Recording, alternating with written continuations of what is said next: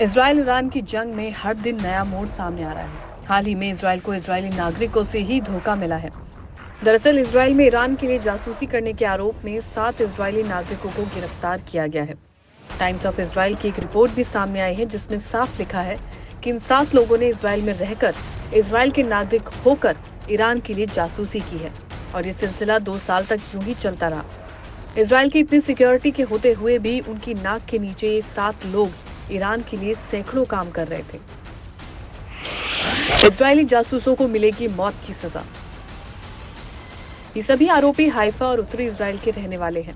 इनमें एक सेना का जवान भी शामिल है जो कुछ साल पहले सेना छोड़कर चला गया था। इसके अलावा 16-17 साल के 2 नाबालिग भी शामिल हैं जिनकी पहचान सामने नहीं लाई गई है।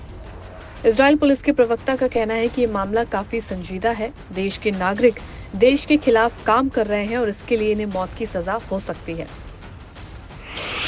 2 साल तक ईरान के लिए इजरायली नागरिकों ने की जासूसी। इजरायली पुलिस ने काफी जानकारी दी। उन्होंने बताया कि इन आरोपियों ने इजराइल के आयरन डोम, बंदरगाह, एयरफोर्स, नेवी और हेडेरा पावर प्लांट जैसी जगहों की जानकारी भी इकट्ठा की थी। इजराइल की इंटरनल सुरक्षा एजेंसी ने कहा कि उन्होंने आरोपियों से जब्त की गई चीजों में कई फोटो और वीडियो देखी हैं। करीब 2 साल तक ये आरोपी तुर्की के एक मीडिएटर के संपर्क में थे और उन्होंने सारी जानकारी उसी के जरिए ईरान को भेजी।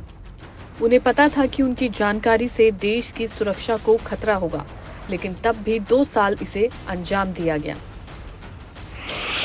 ईरान ने आरोपियों को लाखों डॉलर और क्रिप्टो दिए। रिपोर्ट की माने तो आरोपियों ने पिछले 2 साल में ईरान के लिए लगभग 16 मिशन पूरे किए हैं।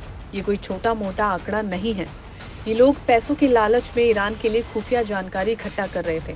इन लोगों को लाखों डॉलर दिए गए और कुछ रकम क्रिप्टो के रूप में भी दी गई है। इन्होंने इजराइल के मिलिट्री बेसिस और न्यूक्लियर वेपन्स की जानकारी ईरान को दी है, जिससे ईरान ने इजराइल में कई जगहों पर हमले किए हैं। इन 7 लोगों पर तेल अवीव में डिफेंस हेडक्वार्टर्स, नेवातिम और रमन डेविड एयरपोर्ट जैसी जगहों की फोटो लेने और जानकारी इकट्ठा करने का आरोप है और जिन जगहों की तस्वीरें इन आरोपियों के पास से बरामद की गई हैं, उन सभी जगहों पर हिजबुल्लाह और ईरान हमले कर चुका है।